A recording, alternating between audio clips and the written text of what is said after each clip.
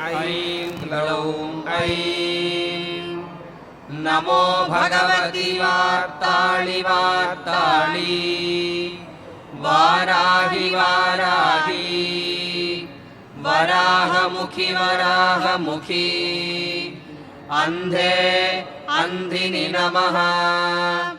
रुन्धे रुन्धिनि नमः जम्भे जम्भिनि नमः मोहे मोहिनि नमः स्तम्भे स्तम्भिनि नमः सर्वदुष्टप्रदुष्टानां सर्वेषां सर्ववाक्चित्तचक्षुर्मुखगतिजिह्वा स्तम्भनं कुरु कुरु शीघ्रं वश्यं कुरु कुरु ऐं ग्लौं टः टः टः टः हुं फट् स्वाहा महावाराह्यम्बा श्रीपादुकां